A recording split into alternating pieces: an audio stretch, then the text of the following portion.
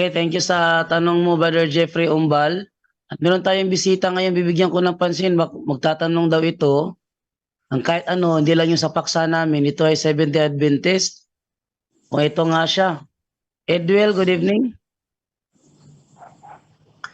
Yes, good evening, Brother Jando. Magandang umaga, magandang gabi. Okay, Edwell, kahit na anong tanong bro, sa punto por punto kasi kapag merong bisita na hindi Katoliko, siya yung pinaka-priority sa tanungan portion. Ngayon, dahil may tayo nakabingbing na ngayong gabi sana talakayan namin dalawa ni ano, pero dahil sa dami kong ginagawa, kaya hindi ako nakapaghanda, move na lang kami Monday night. And Brother Edwell, dito pwede kang magtanong kahit ano, wag lang yung topic natin at pwede ka rin magipagsubukan kung gusto mo. Hindi, mahirap na, hindi ka handa eh. Hindi, sa ano yan, sa debate yan dapat. Kasi dami kong ginagawa, hindi ako nakapag-prepare. Kaya, pero kahit na anong tanong bro, na wala kinalaman doon, pwede mo namang itanong dito, pwede ka rin magkipagsubukan. Okay, pagsubukan. Tanong ko. Sige, itong tanong ko. Yung traditional ba ay, yung mga tradisyon nyo, di ba? Magisterium o ano man ay ano. Yan ba ay biblical? Brother John Ray, yan ba daw ay biblical ang mga tradisyon natin magisterium? Yes, biblical. Malino naman yan sa Biblia kung babasahin mo. Mayroon talagang tradisyon at sa unang Korinto 11:2 may turo na tradisyon. Kapatid. Sa unang Korinto 11:2 tradisyon talaga ang itinuro ni Apostol. Very well. Follow up. Saan nakasulat yung tradisyon sa Biblia? Ano yung brother? Saan nakasulat yung mga tradisyon nyo sa Biblia? Tradisyon nga eh. So hindi nga siya nakasulat kasi tradisyon. Tradisyon means aral. Aral na hindi na isulat. Dalawa ang sense ng tradisyon kasi. Traditional written, traditional teaching, orally. So may hindi lang puro na isulat. Ba't mo hahanapin yung hindi isinulat? Doon ka sa simbahan. Kaya ang simbahan ang nagturo doon. Ang isinulat yung Biblia. Kaya kung maghahanap ka ng mga specific, magbasa ka ng mga dokumento ng simbahan like CCC, Fundamentals of Catholic Dogma, Dizinger, unang mga turo ng mga obispo namin na nakakatikisim din. Doon mo yan makikita yan, mga tradisyon na yan. Magbigay tayo ng example, no? Sige bro. Sa isang tradisyon namin, sa Gawa 11:26, sinabi lang doon, lagay natin talata sa screen na, yan na, sa Gawa 11:26, ganito nakalagay. At nang kanyang matagpuan, sinama niya ito sa Antioquia. 1 taon silang nanatili roon, nakasakasama ng iglesia at nagtuturo sa maraming tao. Doon sa Antioquia, unang tinawag na Kristiyano ang mga tagasunod ni Jesus. Ang nakalagay dyan, doon sa Antioquia, unang tinawag na Kristiyano. Pero hindi naman pinangalanan kung sino ang tumawag sa kanila na Kristiyano. Sa tradisyon, ang unang tumawag sa kanila na Kristiyano ay si Bishop Evodios ng Antioch. Pero wala yan sa Bible. Pero yan ang reality in history. Kahit mag-research pa tayo kung sino nagbigay ng pangalang Kristiyano, ang lalabas talaga ay si Bishop Evodios ng Antioch. Example lang yun, Bro Edwell. Next question.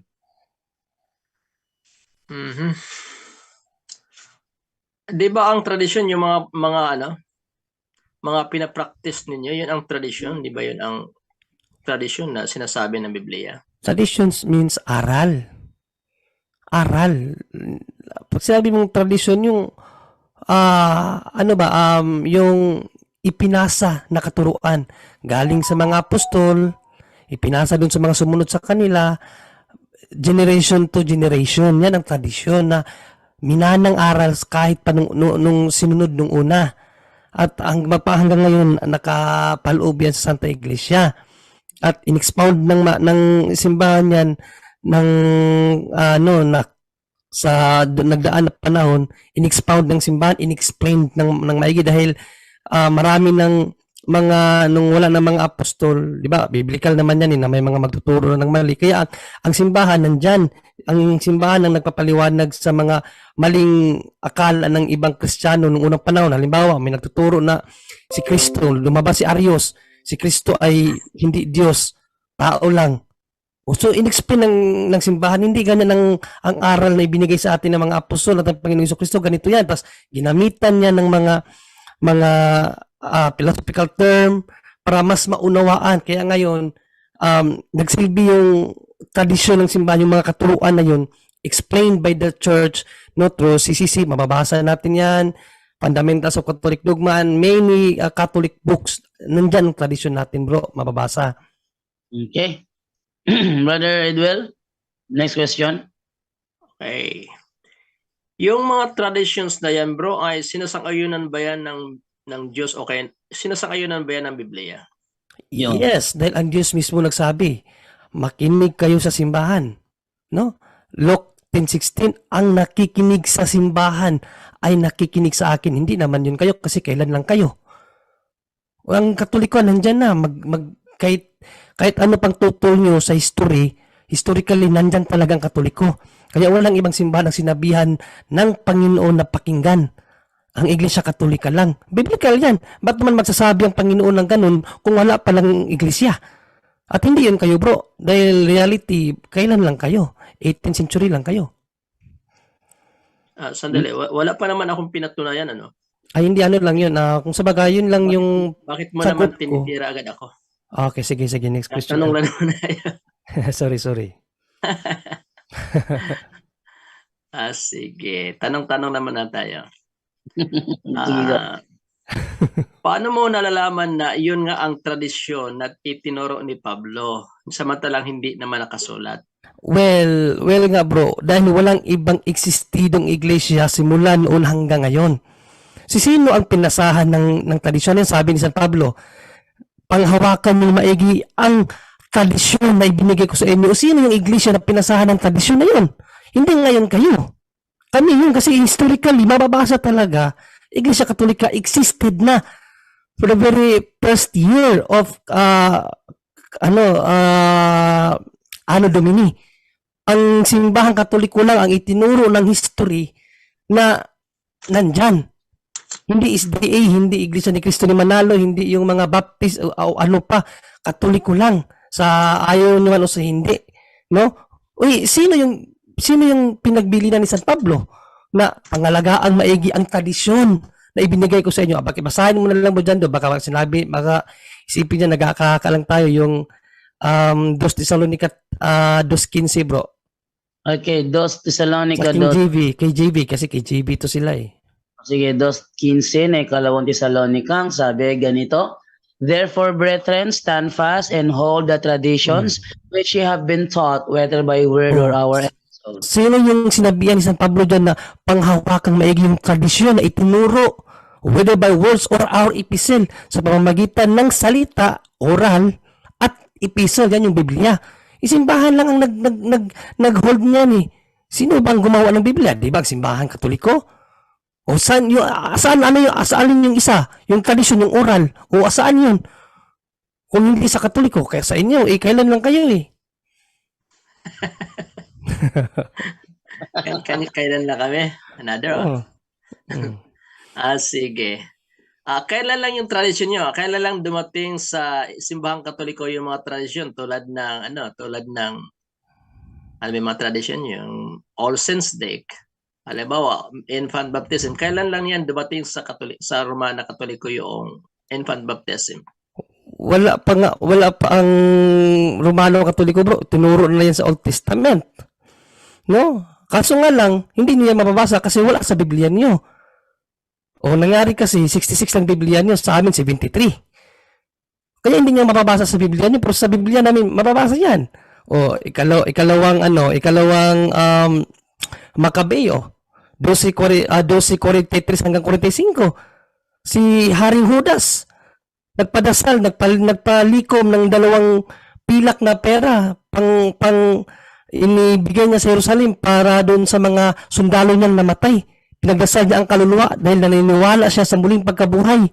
Nabigyan sila yung mga sundalo na namatay ay bigyan ng muling um, um, bubuhayin sila ng Panginoong Diyos sa huling panahon, no? Pambayad yung pera na yun doon sa mga namatay. At sa batas ni Moises, di ba batas kayo ni Moises, ba't di nyo sinusunod ang batas ni Moises? Basahin mo, Brother Doc, yung GV 30:16, kung wala bang pera pambayad sa kaluluwa. Ano yan? King James 30:16. Version? Exodo 30:16. Oh, okay, Exodo 36:10. Okay, sabi sa Exodo 36:10 ay ganito sabi sa 36:10 ng Exodo. And he coupled the 5 curtains one unto another, and the other 5 curtains he coupled. 36, di pala 16. 36. Okay. And he made thereunto 4 pillars of shittim wood, and overlaid them with gold. Ay, hindi yata yun. Ano? 6:30 yata. 16. Nakalimutan ko yung talata. Sige, mamaya na lang bro. Isipin ko na lang muna yung talata. Nakalimutan ko noon na mayroong talagang pera pambayad sa kasalanan ng mga namatay. Anong gagawin doon sa pera? I-contextualize natin sa ikalawang Makabeyo 12:43-45, ibinayad yun ni Haring Judas doon sa Jerusalem para yung mga namatay niyang sundalo ay mapatawad sa kanilang kasalanan. Nasa Biblia yan, wala pang simbahan. Itinuro na yan sa Biblia. Kaso lang hindi mababasa sa Biblia niyo kasi kulang yung Biblia niyo. Ano pa yung isa mong tinanong na ano sa Katoliko? Yung isa pa? Kasi sabi mo, walang panalangin sa mga patay. May isa pa eh. Ano yung isa mo? Infant baptism. Infant baptism. Infant baptism, ang Diyos na bakibasa ba dyan daw? Magandang balita Biblia. Unang Korinto 1:2. Okay, unang Korinto? Ikalawang Korinto 1:2. Okay, ikalawang Magandang Korinto balita 10. Biblia. Sabi ganito, akong si Pablo na ang sabi ng ilan ay mapagkumbaba at mabait kapag kaharap ninyo, ngunit matapang kapag wala riyan. Ay nakikiusap sa inyo alang-alang sa kababaang loob at kabutihan ni Kristo. Ipinapakiusap kung huwag ninyo akong Unang piliting Korinto yan, bro. magsalita. 2 Korinto. Kalawang Korinto to. Unang Korinto 1:2. Sa gayon, nabautismon silang lahat sa ulap at sa dagat bilang mga tagasunod ni Moises. Ayan, nabautismuhan ang lahat sa dagat bilang mga tagasunod ni Moises. Kasama ba mga bata dyan? Exodo 12:37, bro, dyan do. Exodo 12:37. 12:37 ng Exodo. Ito, sabi, mula sa Rameses, naglakbay ang mga Israelita patungong Sukot. Humigit kumulang sa 600,000 ang mga lalaki bukod pa sa mga babae at mga bata. Diyos mismo nagbautismo sa mga bata. Nabasa hindi? Meron. Kayo lang ang hindi sumusunod sa Biblia. Pero kami mga Katoliko, biblical kami ang turo namin kasi kami nga ang nangalaga sa iniwan na aral ng mga apostol. Words and epistle. Biblical yan. Ba't kayo hindi kayo nagbibinyag ng mga bata? Yang Diyos nga mismo nagbinyag ng bata. Okay, next question, Brother Edwell. Ayun ba, ay literal ba yun na bautismo? Yung mga bata doon sa Red Sea. Yan ba literal? Sa amin, literal sa amin yun. Iwan ko lang sa inyo kung ano ang ibig sabihin sa inyo ng bautismo. Binautismo yun sa dagat eh. Next question, Brother Edwell. Yan ang punto por punto. Brother Edwell, go. Next question. Sila ba ay nabasa sa tubig na sila ba ay nailubog doon sa Red Sea kung sabihin mong literal? Bro, kung anong paraan ng ginawa ng Diyos, ang sinabi ng Biblia, mababasa letra por letra, na yan naman ang inyong doktrina, binautismuhan ang lahat sa dagat. Paano sila babautismuhan sa dagat kung hindi babasain? Sige nga. Next question. Okay, sigurado ka ba na nalubog sila sa dagat? Kung babautismuhan ka sa dagat. Hindi naman lahat wait lang.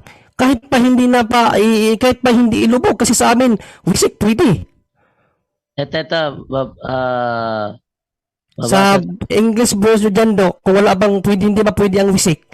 Sa just Hebrew 10:22, 22, yung sa NIV yata. Hebrew 10:22. Okay, sabi dito sa 10:22 ng Hebrew, ito natin mababasa, yan. Let's draw near with a true heart in full assurance of faith, having our hearts sprinkled from an evil conscience and our bodies washed with pure water. Oh. Kahit sprinkle pwede. Pakiulit daw dyan do yung talata. Paki-flash daw ulit. Yan, let us draw near with a true heart in full assurance of faith, having our hearts sprinkled from an evil conscience and our bodies washed with pure water. Nakalagay doon, sprinkled with evil spirit. Hindi. Hindi. Basahin mo sa Tagalog mo dyan, Dok, para maunawaan ng mahigi. Sa Tagalog. Sabi sa Nalinis Tagalog, tayo ng nalinis sa ating mga puso sa mga sa kadimunan sa malinis na tubig. ayan o. Kaya't lumapit tayo sa Diyos ng may pusong tapat at may matibay na pananampalataya sa Kanya. Lumapit tayong may malinis na budhi sapagkat nilinis na ang ating Ating mga mga puso puso. at nugasan ng dalisay na tubig ang ating mga katawan. Yan sa Tagalog, sa English malinaw sprinkle. Ano ba yung sprinkle? Wisik, hindi puro ano yung sinabi mo kaninang i-immerse. Hindi lahat ng paglilinis sa tao ay immerse lang. Pwede ang buhos, pwede rin ang sprinkle, pwede rin ang immerse. Kaya wag kang sa isang lang paraan. Kung pwede naman ang tatlo. Hindi lahat ng bautismo ay immersion lang. Correct. Baka yan yung ibig mo sabihin, bro. Yan ang punto niya, kaya tinatanong niya kanina po dyan, kung lahat ba ay nalubog. Kaya sabi ko ay hindi naman sa lubog lang. Pero ang malinaw na sinabi doon sa Biblia, ang lahat ng kasakasama ni Moses ay bininyagan sa tubig at dagat, sa dagat at sa ulap. O baka nga ulan ang ginamit kasi kasama ang ulap eh. No. Yan, no? So, yan bro, na na maraming uri ng bautismo, hindi lang immersion. Brother Edwell, ba't niya nag-mute? Okay, Brother Edwell, go ahead. Banatan mo ng tanong. Dahil kami, pag may bisita na hindi katoliko, yun ang kami pinapriority. Okay, Brother Edwell, go Okay. ahead. Kailan sa Tagalog, bro, wala na yung wisik eh.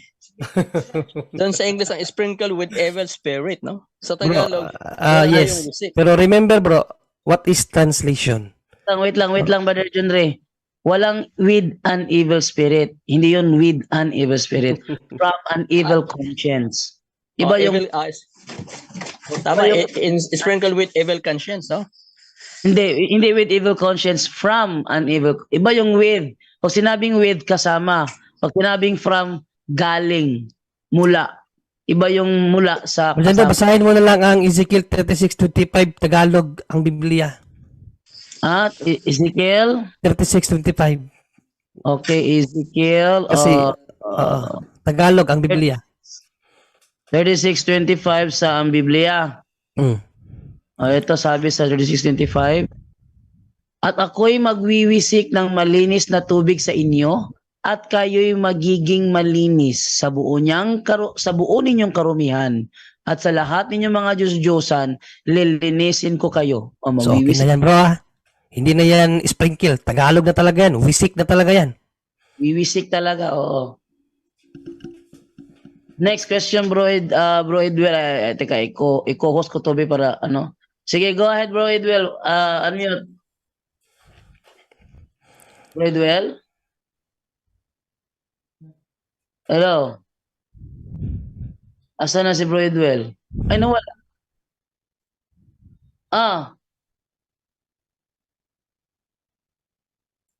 Sige, ikaw muna. Okay, go ahead, Ted na. Then balikan natin si Brother Edwell. Pahinga muna si Brother Edwell. Sige, ikaw muna, Ted na. Go.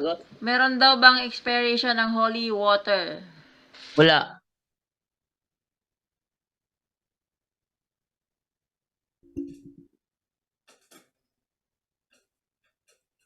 Yun lang, Ted?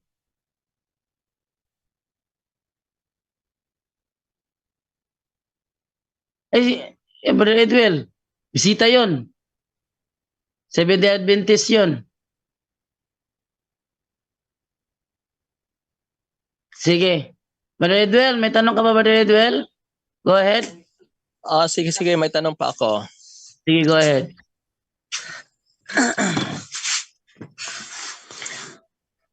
Tanong tayo. Ipagsasabi, bro, kung gusto mo. Halimbawa, sagot namin, tututulan mo. Halimbawa. Ikaw naman tatanungin naman namin for clarification sa pagtutol mo, ganun. Oh, wala lang bulyawan. Yung ano lang, yung parang friendly lang. Friendly lang. Ang bawat sagot mo, hahanapan ng ebidensya. It's either Biblia o referensya. Ganun yan, bro. Pag nakipagsubukan. Sige. Magtanong para na. Kasi Go. Okay, ganito yan. Gusto ko sana magtanong sa Sabat, kailan topic natin yun dyan Sa ilabas mo na lang yun sa debate niyo ni Bro Jando. Ano nga yun? Topic na. Yung iba na lang yung mga ibang yung mga tuligsa niyo sa amin para baka malinawan kayo ba? Wait lang. Tingnan ko muna yung namin topic namin para masiguro kung nasa paksa nga.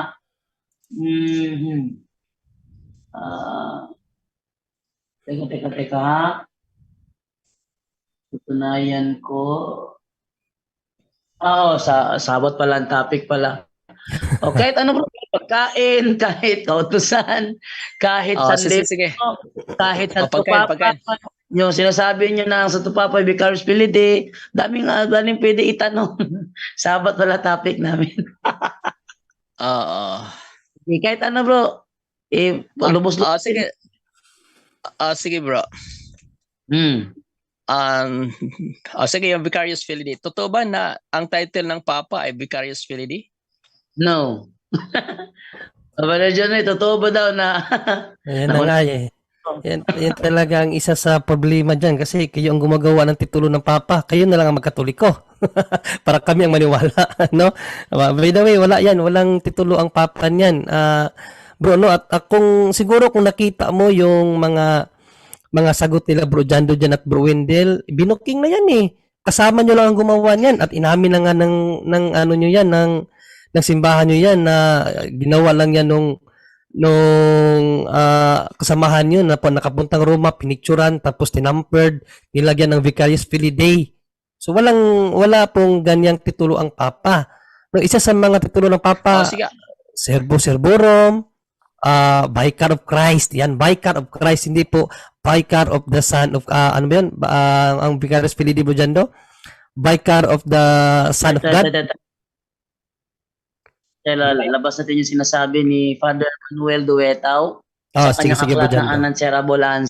Sabi niya dito, Latin, like most ancient languages, use letters to represent numbers. Vicarious Filii Dei, when adds up to 666.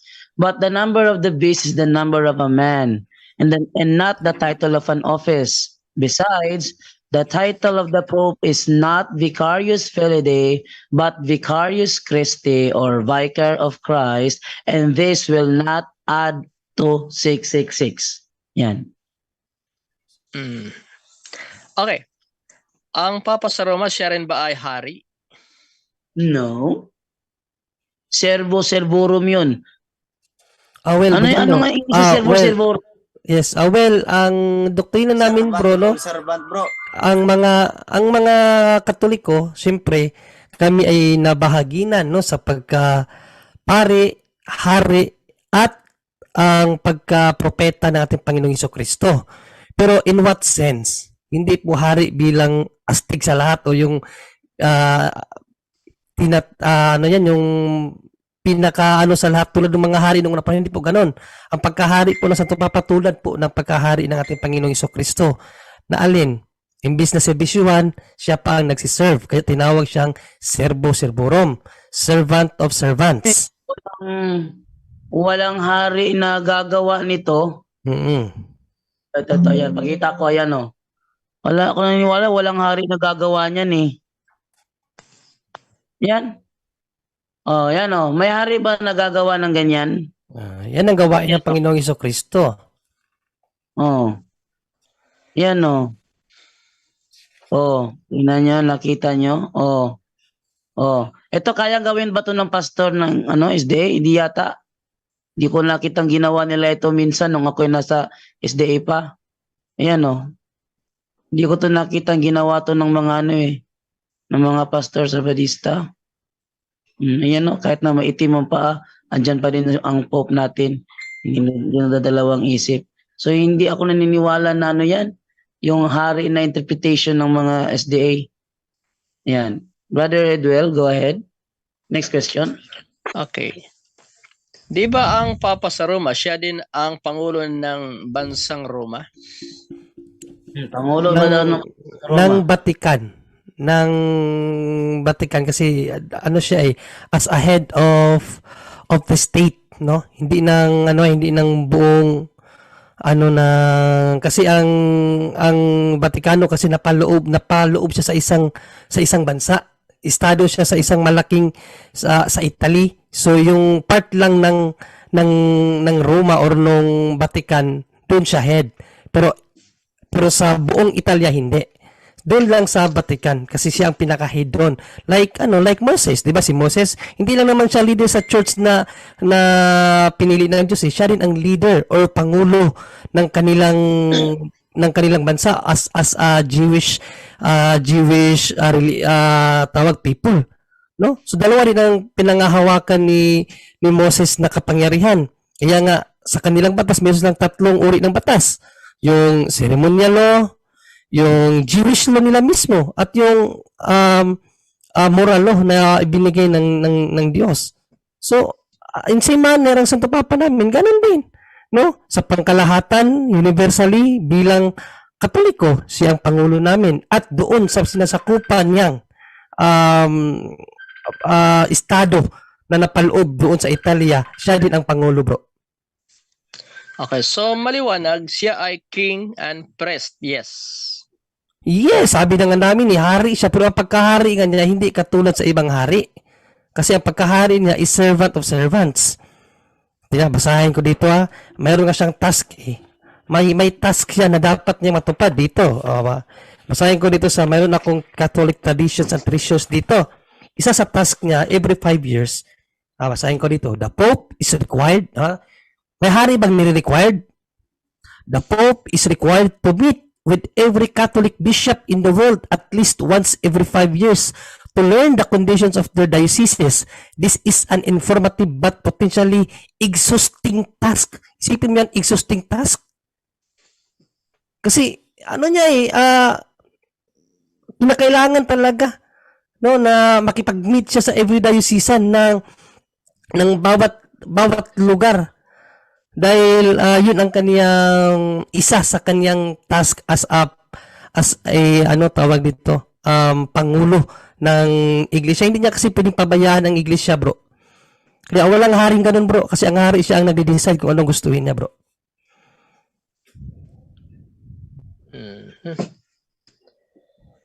Okay.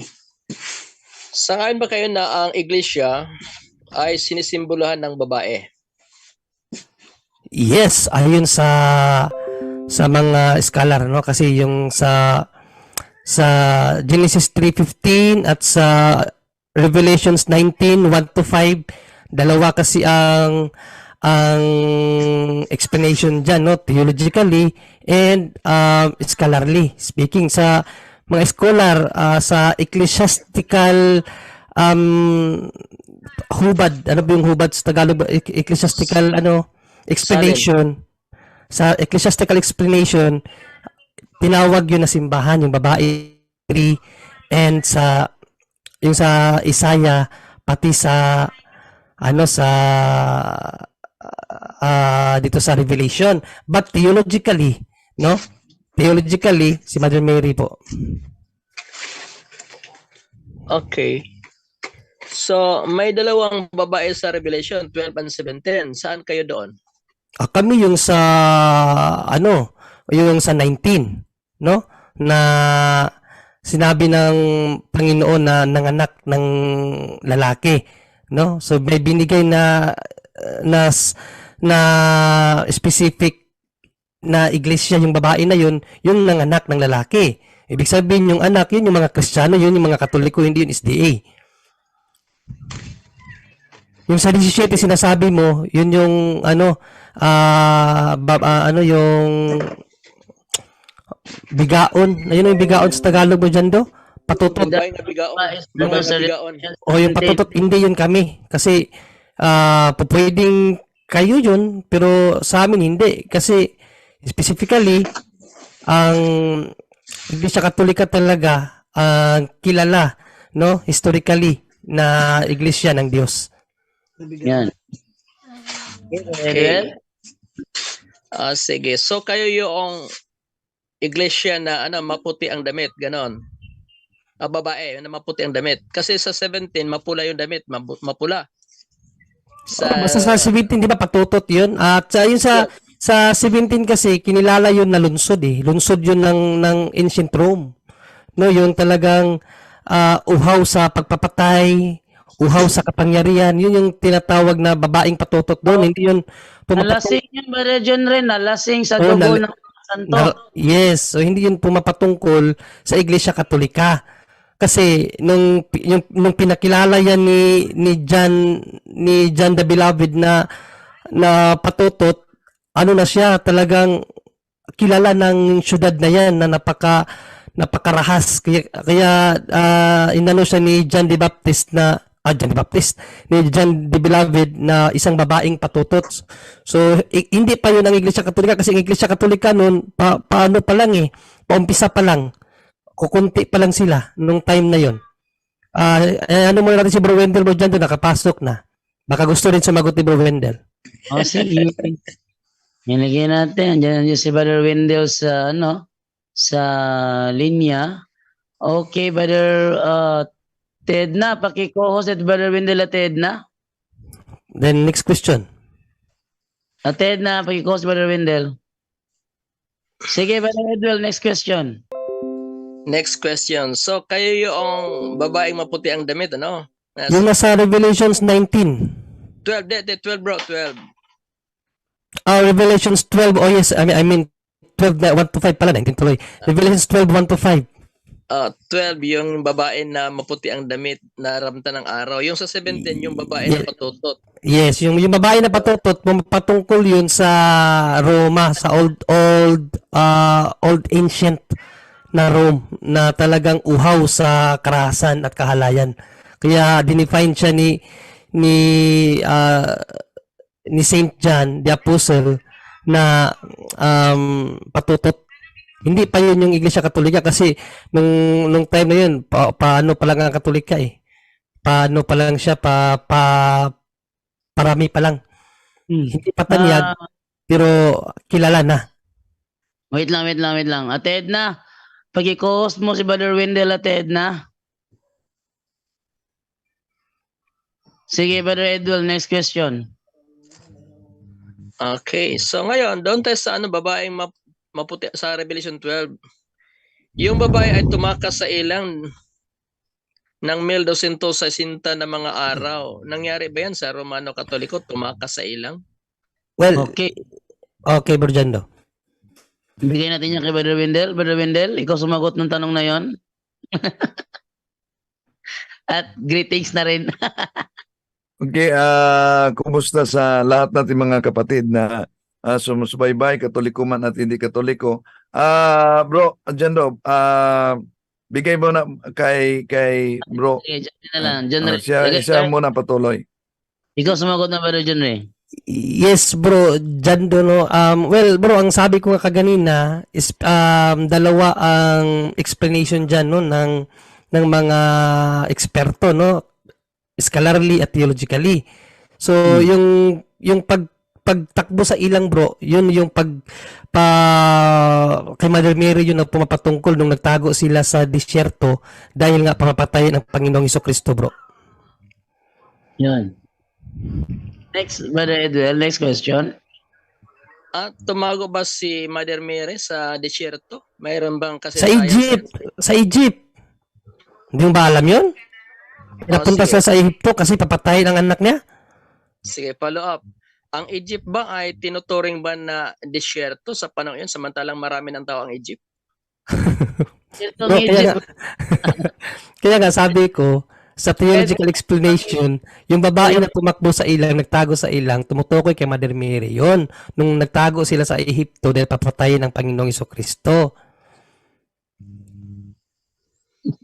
sige Brother Edwel. Okay. At saka Ngayon, wag mong sabihin bro, nang ang Egypt hindi yan sa ilang kasi hindi naman nagkaroon ng dagat sa Egypt. Hanggang ngayon, kahit maraming pang tao diyan, disyerto pa rin 'yun. Ilang pa rin 'yun. Disyerto talaga ang Egypt kahit ngayon. Brother Edwel, next question. Bro, panahon pa ni Abraham bro, Egypt na yun bro, hindi na yun disyerto, wilderness. Kaya hindi mo ma-consider yun na wilderness ang Egypt. Okay. So ang wilderness para sa iyo bro, dagat. Okay, gusto kang makinig bro, ako magpaliwanag. Sige, kung Bro Jando, tanungan natin siya Bro Jando. Sige, go ahead Brother Edwel. Sige. Mo na ang Egypt na wilderness ay hindi disyerto. Hindi disyerto. Alam mo bro, ang wilderness na tinutukoy din dito bro, United States of America. So mayroon na palang United States of America nung panahon nila. Wilderness pa yun bro, during Dark Ages. Yung 1260 na mga araw o kay taon, tumakbo doon ang mga refugees sa United States of America. At that time bro, wilderness pang America kasi hindi pa siya bansa. May Doon sila- nakita ka bang sa amin bro na yung America ang wilderness nung nakaraang nung mga unang panahon? Kasi madali magkwento pero mahirap kasi mahirap magpatotoo. So gusto namin yung patotoo mo. At sa patotoo mo, kinakailangan hindi laway lang gagamitin mo. No? May pakita ka bang batayan na nung unang panahon ng Amerika ay tinawag na wilderness? Okay, ito bro siya bro yung pangalawang hayop bro sa Revelation 13. No bro. Reference. Hindi Balikan niya ako. yung unawa mo. Pero Junior, ako lang. Sige bro Jando. Brother Edwel, ang hinahanap ngayon sa'yo ni Brother Junre is nasaan ang ebidensya mo? Reference bro Jando. Ha? Reference. Hindi yung unawa niya. Yun nga, reference nga. Asan ang ebidensya mo? Reference mo na ang wilderness is tumutukoy sa United States of America. Sa Biblia bro, maunawa natin bro kasi maging sa inyo yung Egypt Biblia, yung Biblia. Egypt nyo, wala Sige bro, lalong sa malayo. talata. Bro, sige bro, para pabigyan natin yung sagot, yung ni Brother Jun iniingi. Sang talata sa Biblia na ang wilderness ay tumutukoy sa United States of America. Kung bigyan nyo rin naman sana ako ng time na magpaliwanag bro, matatapos ko to. Pero kung hindi pa ako tapos, tanungin nyo na ako, di Sige. walang sa ito. Brother Junre, patapusin muna natin siya at ilista mo na lang yung mga gusto mong itanong sa kanya. Sure bro Jando. Handa naman tayo makinig. Sige, go ahead Brother Edwel. Sige. Sa itong Revelation 13, ito yun bro, magkakaugnay ito na yung hayop sa Revelation 13 na umahon mula sa dagat na combine yung kanyang figure, leon, ulo ang leon, leopardo ang katawan, ang bibig ay leon, ang mga paa ay uso, combination of 3 na mga halimaw na merong 7 ulo, 10 sungay na umahon mula sa dagat. Ang dagat dito bro, kumakatawan sa multitudes, karamihan ng mga tao.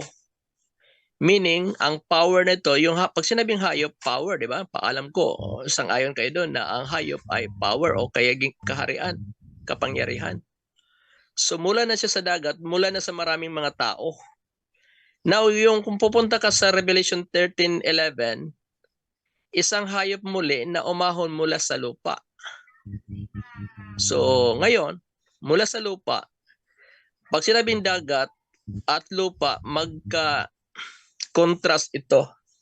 Kumbaga kung ang dagat, karamihang mga tao, ang lupa is scarcely populated region.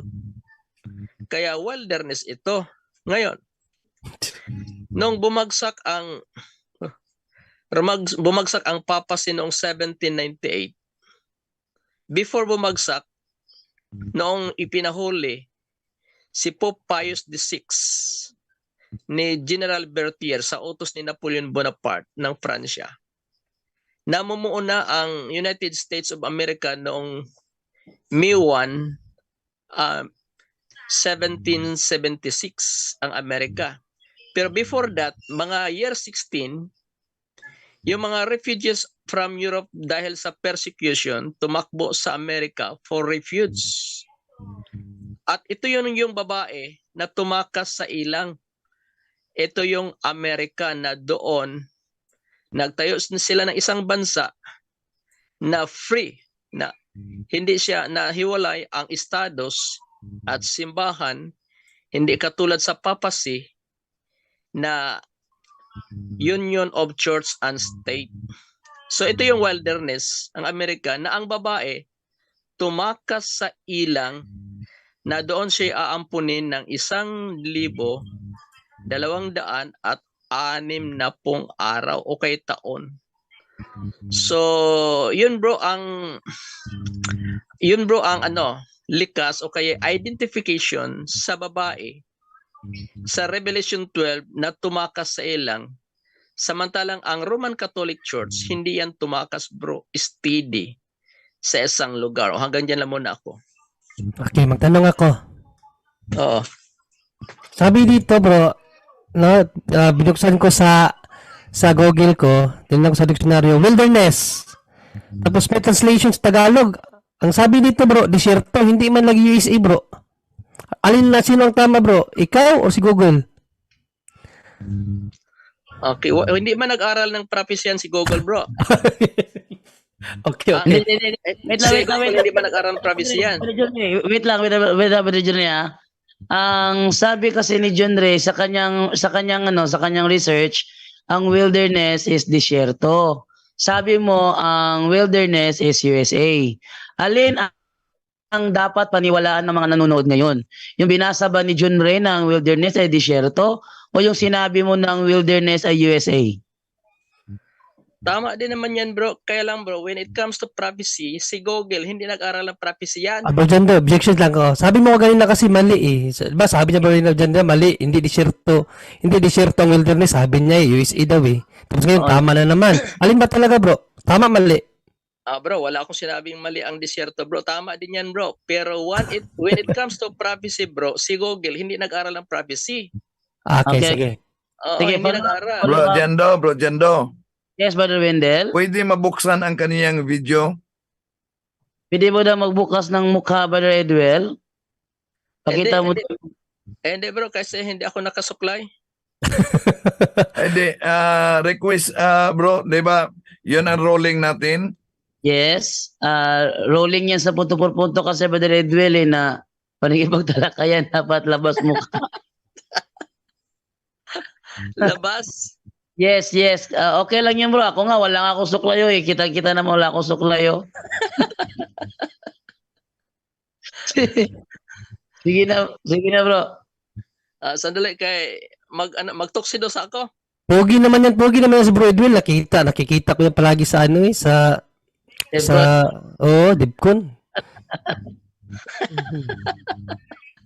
Parang si Rolly Fernandez. Oo. So, yun ang mamaya ka pa magtatanong, Brother Wendell? Mamaya pa? Mamaya pagkatapos. Tanong mo na ako ba dyan about dun sa dami ng tao, yung multitude? Sige, go ahead. Kasi sabi niya kasi yung multitude, it refers to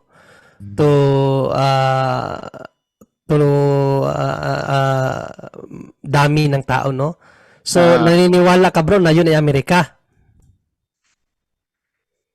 Bro, mali, ang disyerto bro, hindi pa yan maraming multitude. No.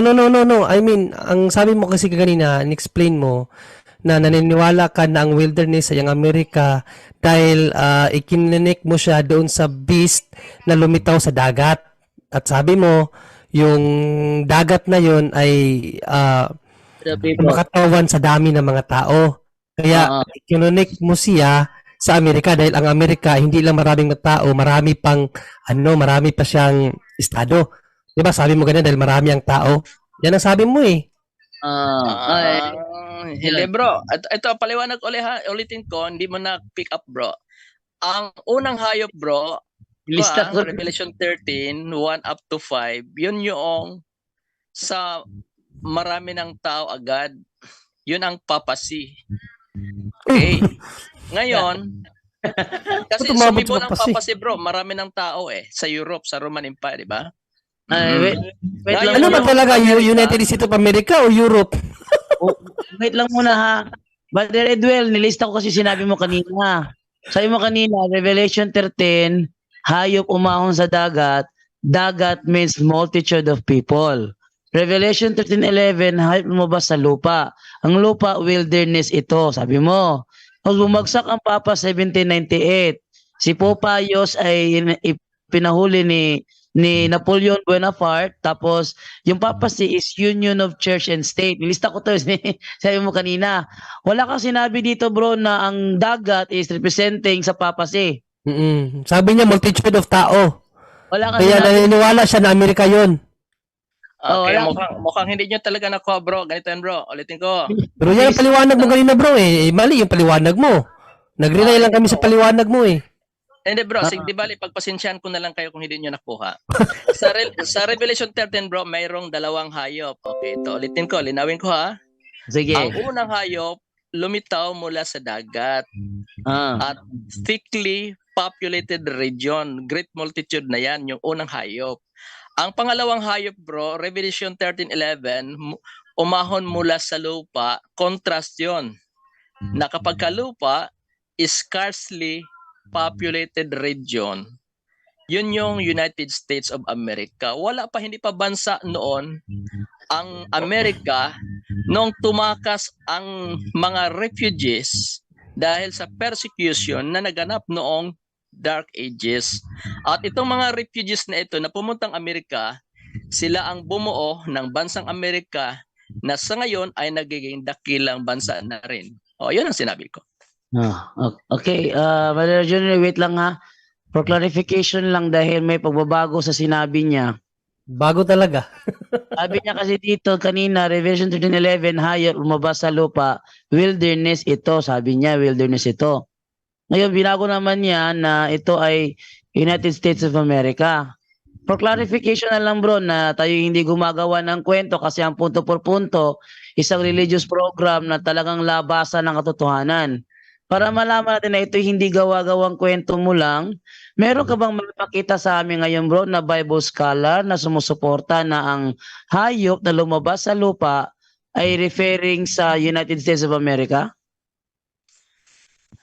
Okay. Ang reference niya bro, sa aklat namin sa Uriah Smith bro. Aklat namin. Self-serving.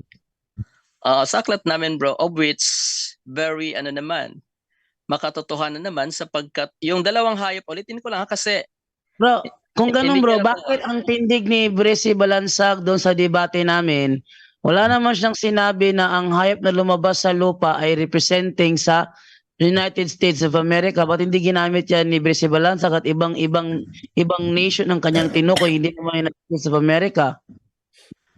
i-follow up mo lang siya bro. Yun din ang technique niya kasi aral namin yan na yung hayop na umahon mo sa lupa, yun talagang United States of America. I-follow up mo lang siya. So, magkaiba kayo ng turo ni Bresi Balansag. Sa kanya kasi, ibang nation yun. Tapos sa'yo naman, ibang nation din. So magkaiba kayo sa iisang turo. Ganon.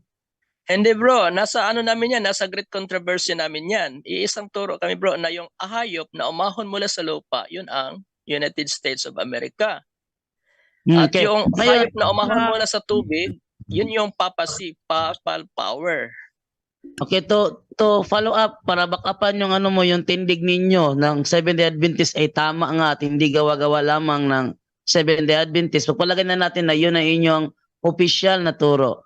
Para mapatunayan lang bro na ang turo ng Seventh-day Adventist, official na turo ng Seventh-day Adventist ay tama at hindi gawa-gawa, sinong Protestant Bible scholar, bro, ang maisuporta mo, may pakita mo ngayon, may presenta mo ngayon, na sumusuporta sa paliwanag din yung mga Seventh-day Adventist na ang hype na lumabas sa lupa ay ang United States of America? Ah, sa ngayon bro ay hindi ko maipakita sa iyo, pero yung aklat namin bro, yung aming mga pagpapaliwanag kahit anumang aklat namin, aming mga lesson study quarterly ay at saka yung kay Uriah Smith, yun po talaga bro na ang hayop na umahon mula sa lupa, that's United States of America, Okay. sapagkat ang hayop na ito ay mayroong dalawang sungay, lamb-like horn na kumakatawan sa separation of church and state.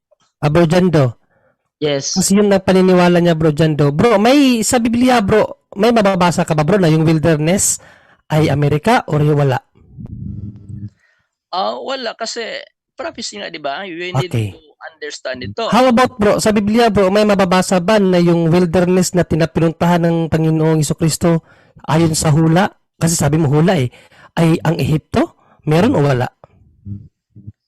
Ay, hindi ko sinabi yan. Kayo yung may sabi na sa Ehipto siya tumakbo. Kung mabasa natin bro, Biblia mismo bro, aaminin mo na mali ka.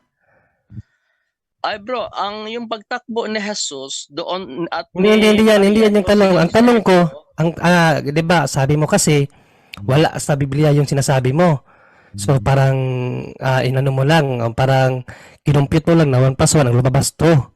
Kasi wala sa Bible. Ngayon, sabi ko, what if kung may mabasa tayo na yung wilderness na yan na tinaguan o pinuntahan natin Panginoong Jesucristo ay ang Ehipto mismo, aaminin mo ba na mali ka? Yun lang naman, aaminin mo ba na mali ka o hindi? Hindi naman mali yung tumakbo bro, si Jesus doon sa Ehipto. Kaya lang bro, O kaya nga, pero pero yung ang ikaw tumakbo kasi, niya, bro, it pero bro, ang happened. tanong mo, ang kaganina kasi, di ba, tinanong mo ako, sabi ko, ano yon ang explanation doon ng mga teologo ay about yun sa pagpunta nila sa Ehipto. Sabi mo, hindi yun Ehipto kasi sabi mo, Amerika yun. Ngayon, ano ka nang ikaw magpaliwanag binigyan ka namin ng paliwanag. Nagkamali-mali pa yung paliwanag mo, inulit mo. Tapos ngayon, tinanong ka namin, kasi hindi ako talagang nagkamali. strong, hayaan mo na. Hayaan mo Hindi na. niyo Okay, ako, leave it to the listeners na lang kasi dito na tayo sa tanungan. Nagtanong kasi si Bojando sa'yo, talagang pinipilit mo yung Amerika. Ngayon, tinanong kita kung mayroon ka bang mababasa na yung wilderness na sinasabi mo ay ang United States of America in the Bible. Sabi mo, wala. So, haka-haka mo lang. Ngayon, ang tanong ko, what if kung mabasa natin sa Bible na yung wilderness na yan na pinuntahan ng Panginoon ay ang Ehipto, aaminin mo ba na mali ka? Yun lang naman, aaminin mo ba na mali ka o hindi mo pa rin naaminin? sige, basahin mo na yung wilderness na tinutukoy sa Revelation 12 ay Ehipto. Sige, yun. Sige, basahin mo. Yes, di ba? Basahin Sabi mo mo. nga ayon sa hula. So babasahin Yun na nga, natin. yun na Pero nga. Sige, sagutin mo muna na aamin ka na mali ka. Na hindi Hindi, pala yun Amerika. Yun ay Okay. Egypt pala. Sandali bro, para magkalinawan tayo. Ang wait lang. pinag-aralan natin, yung Revelation 12:6 na tumakas ang babae sa ilang.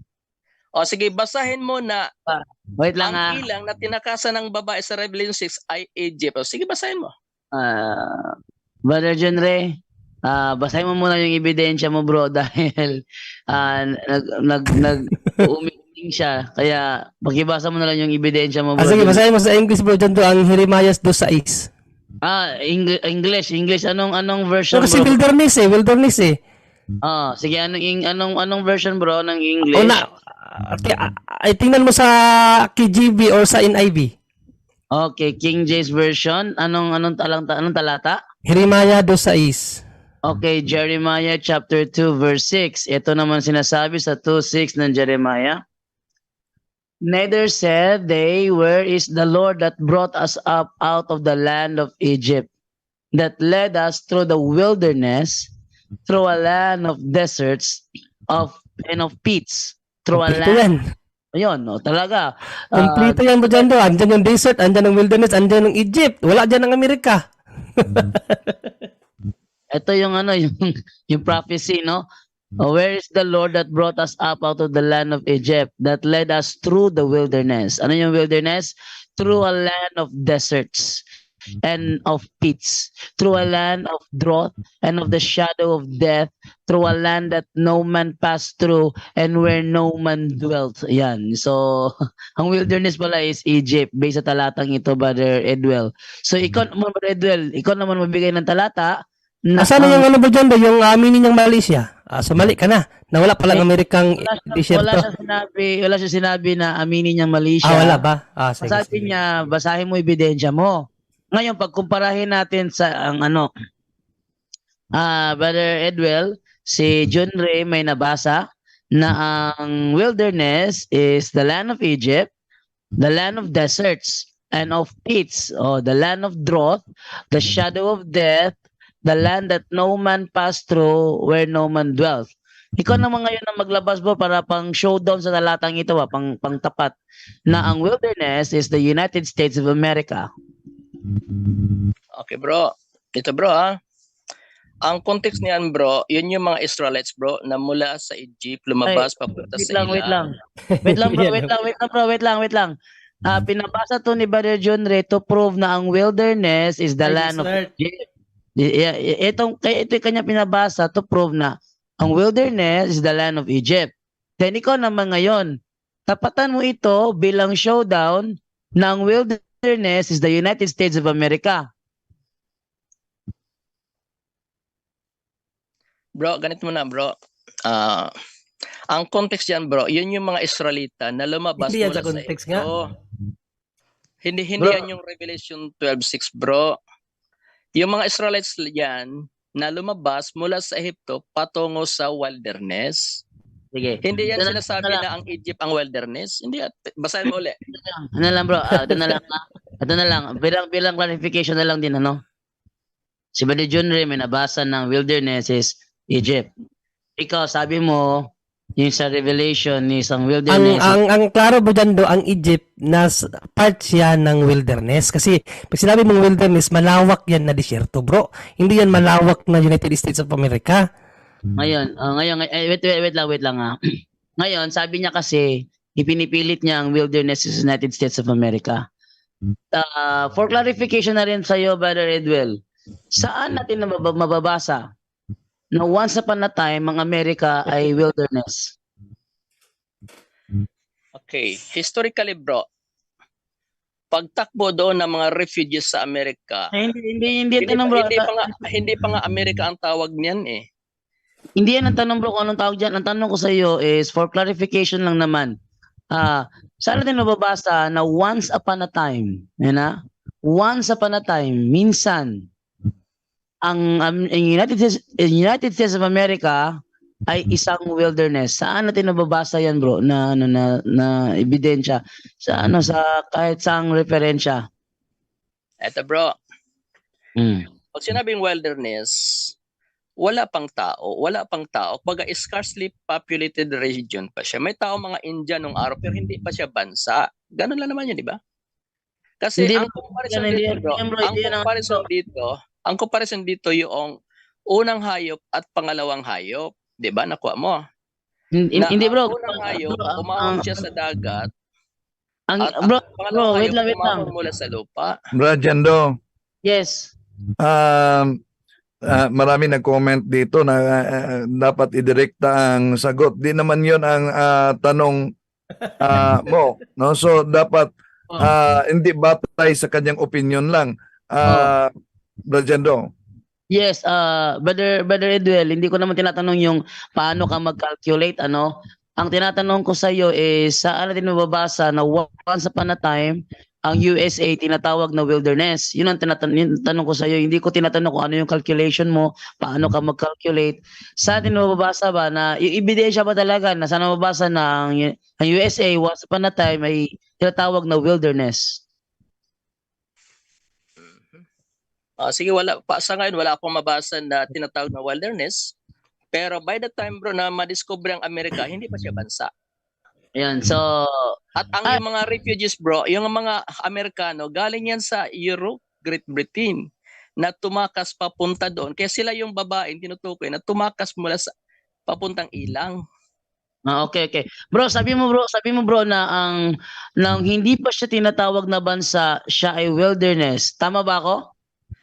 Ang meaning kasi ng wilderness, bro, ay wala pang hindi pa siya kilala, hindi pa siya bansa. Ganon yung pagka-term doon, bro, sa tinatawag na wilderness. So, ibig mo bang sabihin, Bro Jando? Ang ibig mo lang sabihin, Bro Jando, yung mga nagtago sa ilang mga Amerikano yon. Oh, wait lang. Sabi niya kasi kapag hindi pa naging bansa, wilderness 'yon. At konti lang nakatira. Bro, nangyari yan sa Pilipinas dati, bro. Meron ba tayong record ng Pilipinas dati ay wilderness? Kaya lang, bro, walang refugee, bro, na pumunta sa Pilipinas. Meron, mga Hudyo. Mga Hudyo. Wala din, bro. Wala din Hindi, record bro, ng mga mga Hudyo pumunta sa refugees. Pilipinas, ni-rescue. Wala, bro. Wala. Sa Naku, Amerika, hindi bro, alam. tumakbo ang mga refugee. Bro, Mga ang Protestant. daming Hudyo, bro. Nung pinapapatay ni sino nga yung yung ganito Hitler, ni Adolf Hitler ang mga Hudyo pinapapatay. Dito nag-refuse sa Pilipinas lahat. Kaya lang, bro, hindi na yon saklaw sa 1260 na mga taon, bro. 1945 Yun na nga, yun. wilderness nga eh. Bro Jando, Dati, pero sige, Brother Wendell, ikaw naman. okay, tanong muna dahil malapit ng oras. Okay. Kanina, sabi niya, ang halimaw ay papasi. So, Oo, alam mo ba ang meaning ng papasi? Sabi niya, Brother Wendell, ang papasi daw is the union of church and state. Pero sinabi niya kanina na ito ay ang halimaw, papasi. Isinulat ko. So, alam mo ba kung ano ang kahulugan ng papasi? Brother Wendell? Ay, ang alam ko lang, Brother Wendell, isang kapangyarihan na pinamunuan ng mga papa sa Roma.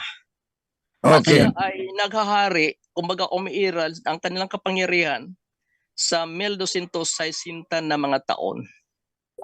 Yun. Okay. So, kapangyarihan ang kahulugan ng papasi. So, dahil kapangyarihan, sangayon ka hindi tao.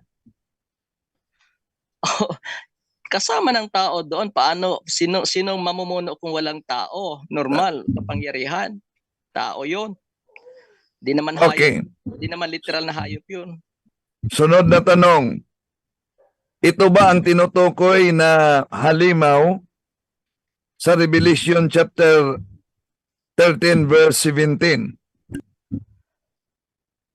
13:17. Magkasama na yan lahat eh.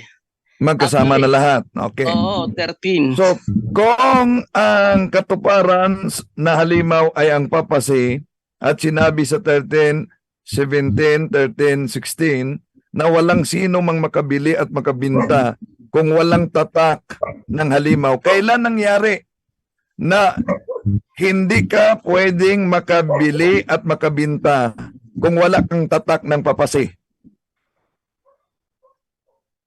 Hindi pa nangyari, pero plano na yan. Sa 16... Hindi, kailan nangyari? Sabi diyan, walang sino mang makabili at walang sino mang makapagbinta kung walang tatak ng papasi. Tanong, kailan nangyari? Wala pa, bro. Darating pa lang yan, plano pa lang yan. Ayon sa 16 article nyo na sinabi ni Pope John Paul II na walang makabili, walang makapagbinta, walang makapagpa-hospital, lahat. Pati kung wala. Anong pamagat ng article? 16 article.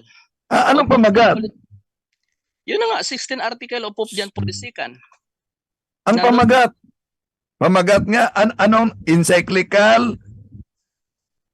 Encyclical letter ba yan? Pastoral letter ba yan? Ano ba yan? Bull ba yan? Ano sa 16 article kasi anong specific sa mga anong specific na article sa 16 articles ang tinutukoy mo? 16 article. Ano? Alin sa 16 articles? Encyclical letter ba? Pastoral letter ba? Anong article, bro? Para ma-search natin kaagad dito at makita natin totoo sinasabi mo. Ito, 16 article Napin ko muna. Dito sa cellphone ko lang yan, 16 articles of Pope John Paul II na kanyang sinabi doon sa Kenya, Africa noong 1985. 16 articles, ano lang. Na walang makabili, walang makapagbita, walang makapagpa-hospital, walang pwedeng Marunong pala mag-Tagalog yung papa namin. oo. Walang magpangisda. Walang pwedeng magtrabaho sa agriculture kung wala number. Yan. Hindi ka pala paniwala kasi nag-Tagalog eh. Dapat in English mo, Englishin mo. Ay, walang insultuhan bro, ikaw naman oh. Bro, hindi yan insulto. Yung dokumento kasi ang hinanap natin. Oo, wag yung Tagalog mo. Baka ginawa lang yan ng nanay mo eh. Paano kami maniniwala niyan?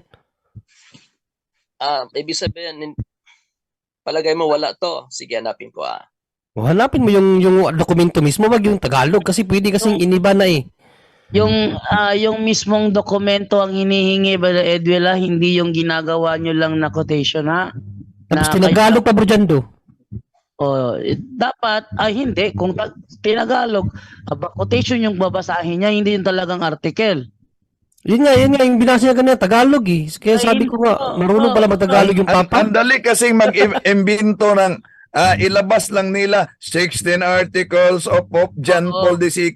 Wala namang karamihan sa inilabas nila na alleged 16 article, walang pamagat at maliban dyan, walang sign. At inilabas nila sa conference umano yan ng June 26, 1985 by Pope John Paul. Pero ni sign ng Papa, di po yan makita. Wala, gawa-gawa lang. Conference of June 26, 1985 by Pope John Paul II. Metropolitan Area of Sao Paulo, Metropolis, 90-88.30-405-021-0100. Paulo Conference of June 26, 1985 by Pope John Paul II. Nasaan dito yung wala naman dito. Yan lang. Basta isinulat lang nila, Brad Jando, here and below are the 16 articles of the Roman Catholic Church published in the meeting. Asan ang dokumento? Tapos biglang nag-Tagalog, bro Wendell. Ito. Sige, asan ang dokumento niyan, bro? Hindi yung ginawa nyo lang na Tagalog. lang mababasa. Ayun talagang dokumento. Sino yung kasama mo diyan maliban kay Wendell? Si Brother John Ray. John Ray, mayabang palang tao yan. Uy! Ito. Dito John Ray, Sige, go ahead. Okay. Article number 4, no one shall be able to sell. English na yan, John Ray. Bro, English lang, Brother Edwell. Hindi Sandali lang, Brad Jando. Alam ko yan, Article 4, pero imbento ng Seventh-day Adventist. No Ayun one lang. shall be able to sell or buy, nor shall they be able to plant trees or vegetable without the number. Ang hinanap natin, yung tunay talaga na dokumento na may lagda ng Papa dahil gawa-gawa lang ito ng Seventh-day Adventist. Yes, mahirap dyan. Tapos, paratangan niya tayo, Bro Wendell, na mayabang daw. Ano naman pinagmayabang ko? Tinanong ka lang eh. Brother Edwell, meron kaming dokumento niyan at based namin dokumento, hindi naman ito galing sa Papa mismo. Ito ay galing sa inyo kaya yung galing sa Papa mismo ang hinahanap ni Brother Wendell, hindi yung galing sa inyo. Ano lang, Bro Jando? No, kasi every time naglalabas ng article ang Santo Papa, meron niyang titulo. Anong titulo, bro? Yes, may titulo. Yung titulo na lang. May titulo. Anong titulo yan, bro? Meron kami ng dokumentong sinasabi mo. Meron kami niyan. Pero yung titulo mismo na pirmado ng Santo Papa, nasaan na yun? Dokumento na yun. Yun ang hinahanap, Brother Wendell. Kahit yung titulo lang muna, Bro Jando, ang hanapin niya, yung titulo lang muna para madali natin makita. Para madali lang makita yung titulo mismo. Hindi yung ginawang quotation na ganito na sa inyo lang nanggaling, sa inyo galing to yung aming dokumento Yung talaga mismong galing sa Pope. Okay, basahin ko number 4 ha. No one Yes, shall bro, be bro, bro. Walang pagkakaiba ito, Brajando. Walang pagkakaiba ito. or vegetable without the number. Bro, ulitin ko ha. Yang binabasa mo, meron kami niyan. At ang dokumentong yan galing mismo sa inyo.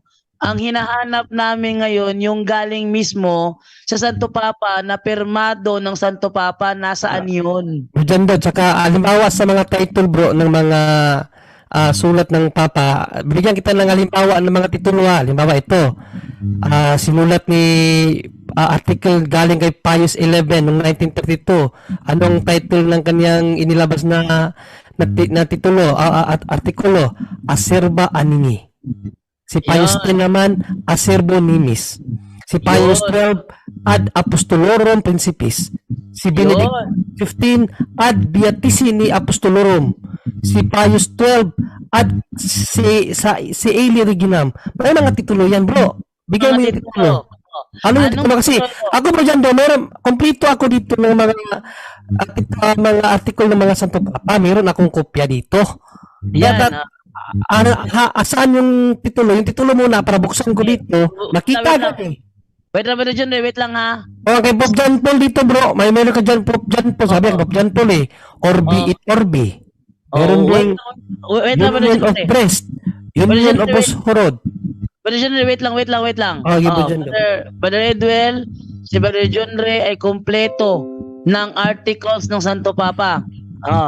Kasama na ng articles ni Pope John Paul II. Anong title ng article? Anong title ng Article 4 na binabasa mo para silipin ng Article 4 yung kabuuan ng Article 4? Anong title niya para silipin ng buong Article 4?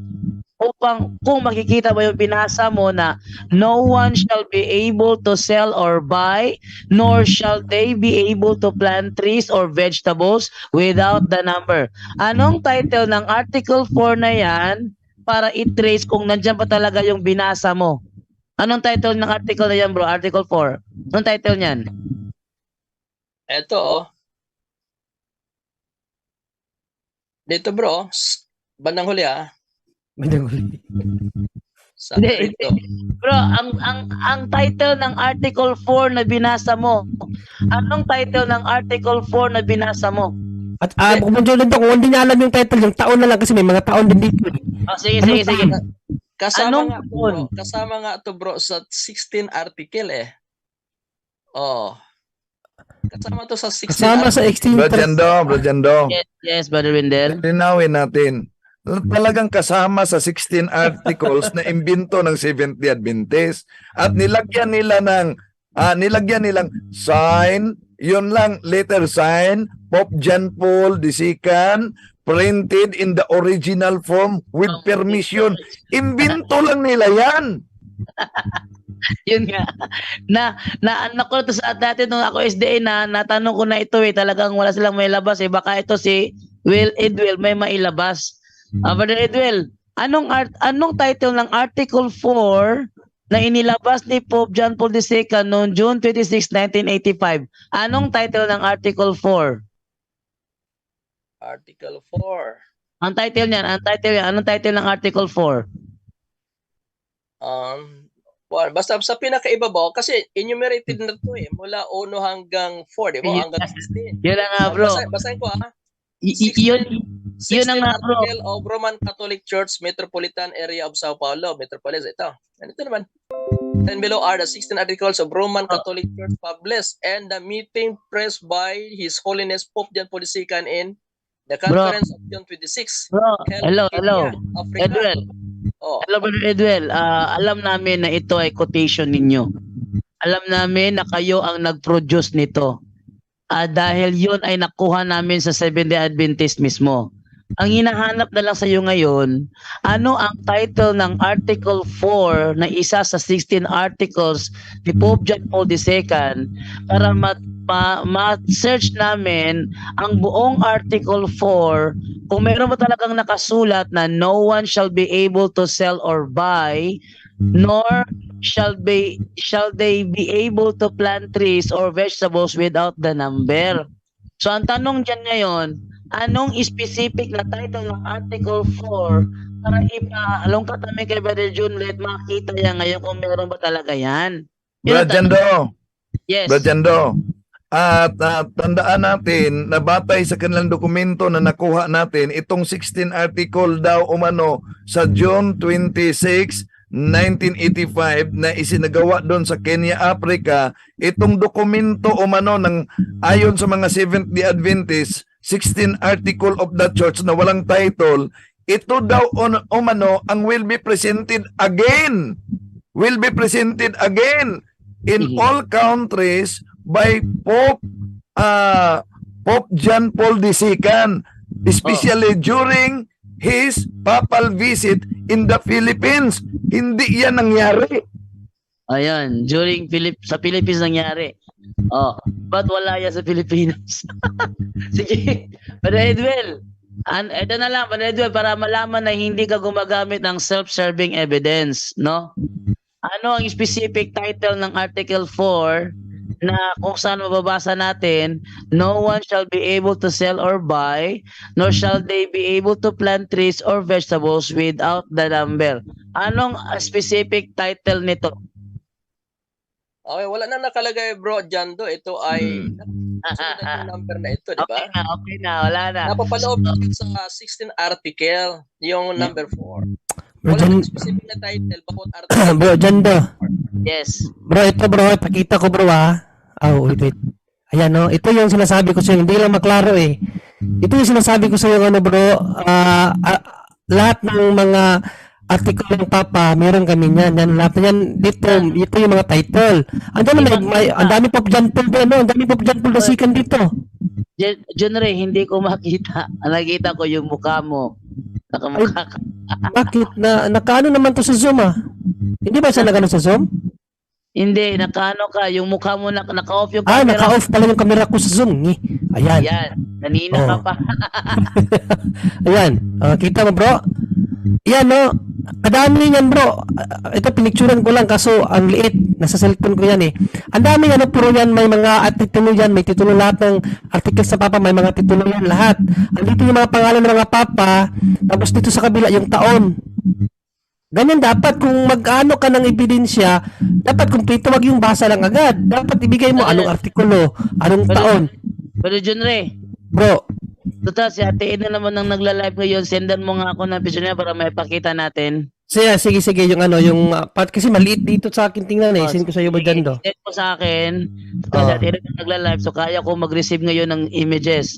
Sige nga, send mo sa akin ngayon yan at Brad Jando, yes. lilinawin lang natin dahil ang ipinakita kasi ni Bro Edwel ay para bang nasa page 19 ng aklat at kung tanungin anong aklat basta nasa page 19 iyon ang nangyari. Sige, sa Yesomar bro, sa Yesomar mo i-send para matanggap ko din. Sa Yesomar ko isend. Makita. O Yesomar. Sa iyo. Yung nga, gamit ang Yesomar account mo, i-send mo sa akin. Okay, oo nga. Para makita natin sa Ano screen. yung pangalan mo bro? Jando no? JD Alabado. JD. Pala hindi ko yun. Ayan, sinin ko na. Yan, tingnan natin sa Part lang yan bro. Ako pinicturean ko lang yan. Part lang yan. Hindi mo ma-open yan. Pero Okay, ako ma-open ko dito sa cellphone ko. sige, so, tingnan lang natin ngayon yung pinadala ni Brother John Ray para makita natin. Meron tayong batayan ba na para paano malalaman ng title ba ng article? Eto. So, pakita natin sa Dalawahin ko mo dyan. Mag-picture pa ko ng isa yung may nakalagay na title. Yan, ito yung nakalagay dito, yan o. Kay Pope John Paul II noong 1998, may article siyang Ad Tuendam Fidem. Tapos, sa 1978, meron naman siyang Angelus. Tapos, sa 1978 pa rin, meron siyang Apostolic Exhortations. Tapos, Apostolic Letters. Tapos, Apostolos Suos. Tapos, Artists.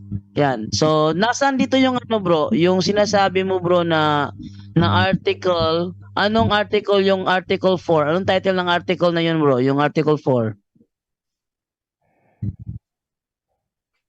Brother Jando, Ha? ang kulit mo pala. Sabi ko na napapanood na siya. Ang kulit kulit mo.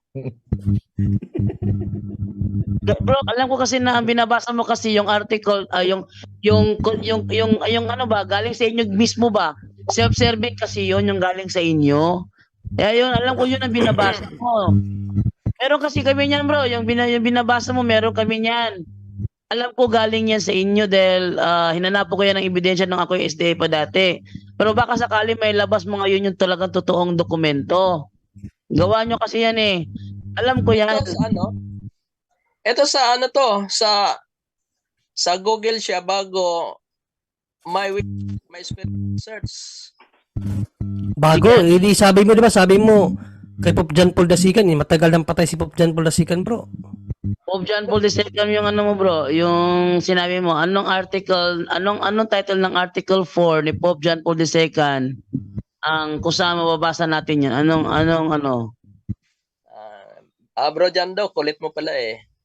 Sabi rito, napapaloob ni sa article, June 26, 1985. 1985, yan, sige. Anong 1985? Tignan natin dito. Yung 1982 ginamit niya, yun ang kanyang ginawa. Yung Yun lang. 5, Silang Only- gumawa nun. Ito myspiritualsearch.com. Nasa Google yan. myspiritualsearch.com. Sige, tingnan natin ha. Anong keyword yung iti-type ko para makita natin? Ito, Anong keyword ko? my spiritual search. Oh, yeah. Hindi. Anong keyword bro ang gagamitin ko para matrace yung sinasabi mo? Anong keyword? Brajando, Yes. Brajando, Yes, Brother Wendell. kahit ba i-search mo yan, ang lalabas, 16 articles pa rin, walang title at walang sign ng Papa. Yun na nga ang ano ko doon. So, Ang ating hinahanap, yung dokumento talaga, hindi yung sabi nila, printed from original with permission. Mayroong isa dito lumabas na 1985, bro, John, bro, ang title, Dolentium Hominum. Dimension Hominum. I-search mo ito- nga bro. I-search mo Dimen- natin. Control Dimension F. Hominum is a Pontifical Commission for the Apostolate of Healthcare Workers, man to, bro. Ayun, healthcare workers pala yun. Para siya sa commissioning. Pagkatalaga. Paano naging may anong yun? Number 19? Ito, bro. Number 4? Number 4 to, no? Basahin natin number 4, ha? For the church part, important above all seems to be the work of the more organic investigation of the increasingly complex problems which the healthcare workers must face in the TECA context of a greater commitment to collaboration among groups and corresponding activities. Andre, Bro, bigyan mo ko ng link niyan para babuksan natin ngayon. ano ba, mag-download ka sa App Store, bro, Ay, Ang- apps pala. o sa App Store, Rosario ang pangalan. Okay. So wala talaga yung sinasabi niya yung Wala na, sabi niya number 4, binasa ko dito number 4, wala namang ganun eh. yung sinasabi ni yung sinasabi ni sino to? Kasi ko sa iyo, bro, Jando, yung dokumento, bro. Yung sinasabi ni Edwell is nakapost rin yan sa Facebook para makita Ito, bro, basahin ko, bro. Ang source nito, bro, the letters inscribed in the Pope's mitre are Ayan, yan ang hinihintay ko. the above link also has the below reprint from the Catholic Weekly edition of 1915. Yan ang hinahanap. 1915? Paano Ano naging 1915 tapos 85 nilabas to? Ano to? 1985 nga. Pero 1915 sabi mo na ano siya sa print sa na-imprinta siya 1915 tapos 85 lumabas ang una lumabas ang imprinta saka lumabas ang statement. Wait lang, ano yung Pope's mitre? Ano yung Pope's mitre? Taga bro Jando, ano ako sa sinabi niya kasi sabi niya ganina yung dokumento na hawak na 1985.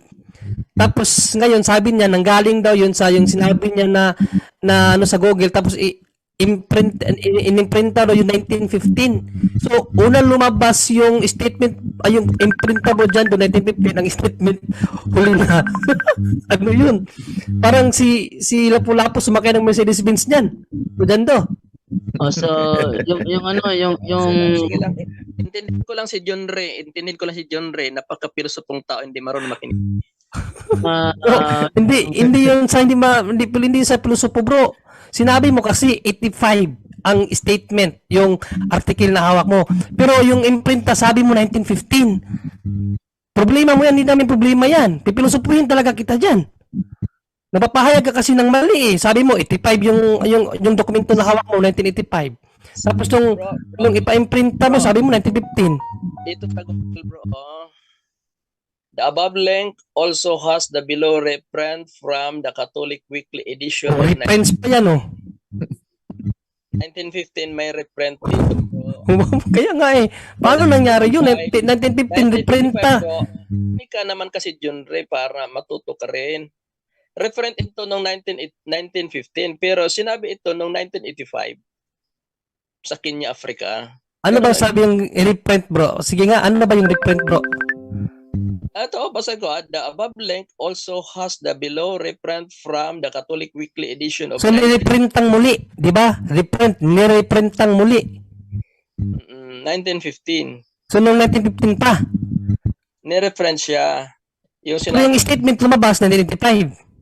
Oh, yes, Brad John Ray. Bro Wendell, nakakagulo. Ang hinanap kasi natin na matagal natin hinanap yung sabi na reprint. Ang pinanggalingan, hindi yung mga quotation lang nila.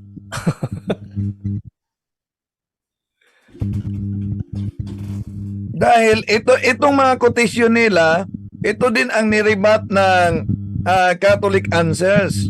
Dahil kasama na dito yung sinabi ng Papa, don't go to God, come to me. Yun. Dami talagang mga fake news. Kaya walang pagkakaiba ito sa inilabas ng Seventh-day Adventist na nirebat ko na nagpakilalang Madre na galing sa Vatican na may dalawang Vatican daw. Vatican I, Vatican II at Vatican I, yun nakatira ang Black Pope. Akala siguro niya ang Vatican I at Vatican II building. Yun. So, walang pinagkaiba to. Tapos, may sinabi siya kay na Maitre. Ano yung Maitre sinabi mo kanina ba, Redwell? Maitre. On the Pope's Mitre. Ano yun? Ano yun? Yung Vicar's Filide? Miter, Miter, iba pala yan. Iba yung nabasa ko sa baba. Yung Vicar's Filide ba yun, bro? Oo. Eh, bakit sabi sa inyong The Ministry Magazine sa page 29 is gawa-gawa lang yan? Gawa-gawa. Sa inyo nasa mismong- official nila. Ito bro, The Ministry Magazine bro, ninyo mismo. Gawa-gawa lang yan, inaamin dito. Ang gumawa sa Adventist Evangelist na pangalan, Uriah Smith. Paano papaliwanag ito ngayon? Ito, labas ko sa screen yung yung sinasabi ng naturang aklat. Labas ko sa screen. Palakihin ko muna ha, para mabasa ng gusto. Ayan o. Ito yung nasan dito, no? Basahin ko ha. Each pope, like any other sovereign, has his own tiara, which is the papa. Palakihin ko pa para mas makita. Ayun. Yan. Ayan. Has own tiara that is worn by the full succession of papal pontiffs. Moreover, personal examination of these various tiaras by different men back through the years and the scrutiny of the pictures of many more have failed to disclose one engraved with the inscription Vicar's Filide. There is none. Sabi ha, there is none. Walang ganon. There is none. Angat tayo. There is none definitely known to exist. As heralds of truth, we are to proclaim that truth truthfully. No publication should ever be cloud our presentation of the truth. The present truth of the threefold message is so overwhelming in its logical appeal and so inescapable in its claims that it needs no dubious evidence or illustration to support it. Recourse to any unreliable and fraudulent evidence discounts the very message that we are commissioned of heaven to give to men and reflects upon the honesty of the messenger. Years ago, ito yung kwento. Years ago, one of our prominent evangelists, when in Rome, secured some impressive pictures of the one of the papal tiaras. But the photographs were without any wording. So meron silang evangelist pumunta sa Roma ng picture ng tiara, pero mga tiara walang nakalagay ng mga sulat. Well, the photographs were without any wording of any sort on any of the three crowns, front or back.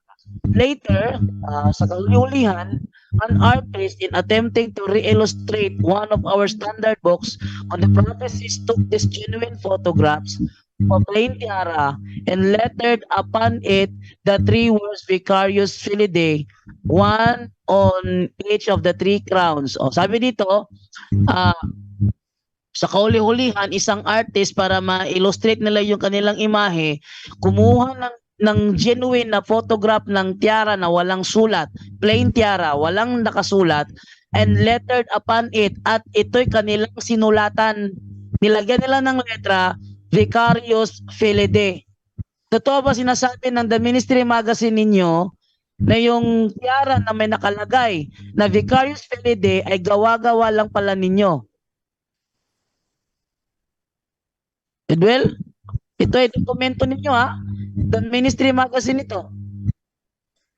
Sige bro, wala man akong sinabing sa inyo yan, yung Vicarius Filidae, wala man akong sinabi, di ba? Hindi. Totoo bang sinasabi ng naturang dokumento na kayo lang ang naglagay ng letra Vicarius Filidae sa korona ng Papa? Wala ito sa original. Hindi ko rin yan masabi bro, no? At saka wala din akong sinabi na sa inyo yung Vicarius Filidae. Ay, tutuloy ko ang basa. Sabi dito ha. Sige. Later, Brother Jando, yes. nakuha mo ba yung kay Pastor Addison? Inamin at binasa ni Dison yan. O, tapos, ano sinabi ni Dison? Oo, totoo talaga na pag-illustrate lang, wala sa original, kaya di nagustuhan sa Ministry Magazine. O, ito, Hindi tuloy ipinablis. ito, tuloy natin na, sabi dito. Later, an artist in attempting to re-illustrate one of our standard books on the prophecies took these genuine photographs of a plain tiara and lettered upon it the three words Vicarius Filidae, one on each of the three crowns, on the premise that such was the name the Pope bore, and if it were not actually on the tiara, it might well be by the way of illustration. One of our leading publishing houses and the General Conference, to whom the altered photograph was submitted. Altered, sabihin, invento. The altered photograph was submitted, emphatically rejected it, ni-reject as misleading and deceptive, and refused to allow its use.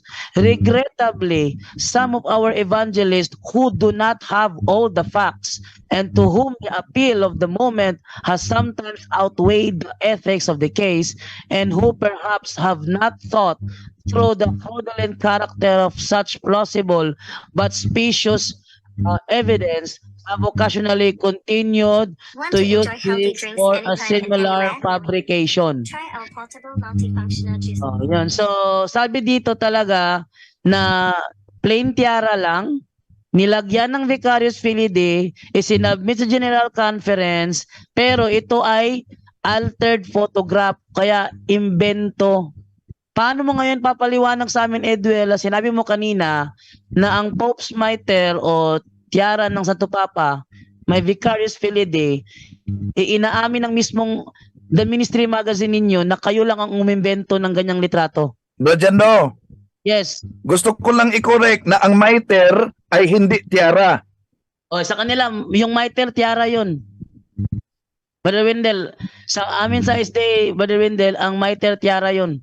Oh, di mali. So, eto ngayon. Brother Edwell, paano mo papaliwanag ngayon yan na mismo ang Ministry Magazine ninyo ang nagsasabi na wala talagang Vicarius Filidae sa tiara, kundi nilagyan nyo lang ng Vicars Filidi at ipinalitaw na yan ang tiara. Jando. Oh. Wala naman akong sinabing Vicarious Filides sa inyo, di ba? Sinabi ko, ini-enforce ko ba kanina na ang Vicarious Filides ay sa inyo? Wala naman yata siguro. Ano yung sinabi mo kanina bro na sa Pops Miter? Ano yon? Binasa ko lang dito bro, pero iba na pala itong sa baba. Di ba sinabi ko iba na to?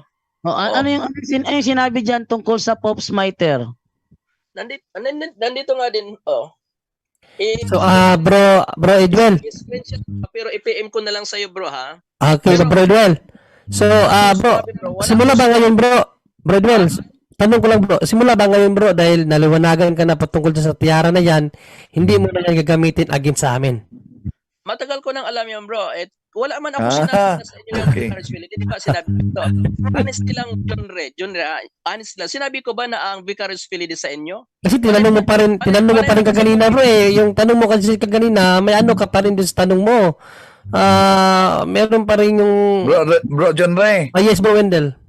Bro Angel, ituloy natin ito bukas, Bro Jando, dahil Oo nga, malalim na yung gabi. No? Nagpas na. Pero ito lang conclusion ko, bago natin na total, ituloy natin to bukas, kung inamin ng kanilang ministry magazine, Brother Wendell, Bro Jando?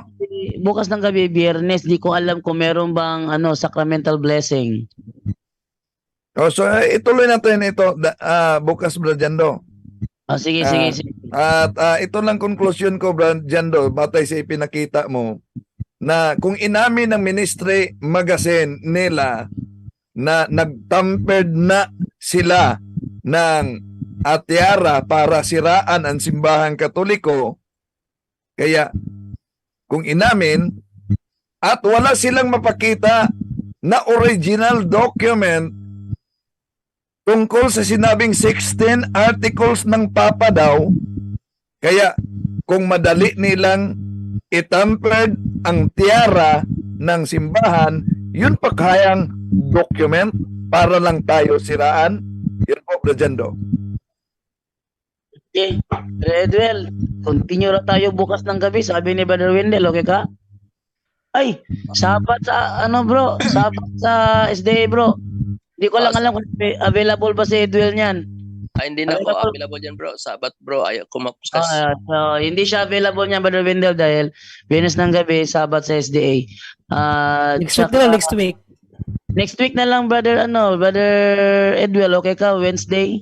Tuesday? Anyway, may debate man tayo sa Lunes, di ba? Tuesday. Sige kung may time. Sige. Brother Jan lang. Gusto ko lang magkaroon ng huling panalitaan, no? Sige, go ahead bro. Actually, thank you Jando, Thank you sa time at saka itong John Ray, medyo na-upset lang talaga ako John Ray kasi wala man akong iginigiit kanina. Pero masyado siyang nanggigit sa akin. Anyway, thank you din kay Wendell Talibong. Bro Wendell, salamat matagal na rin kitang hinahangaan na Bro, ako din ako ng pasensya kung medyo na-upset kita bro, no, hindi naman yun ang hangarin ko.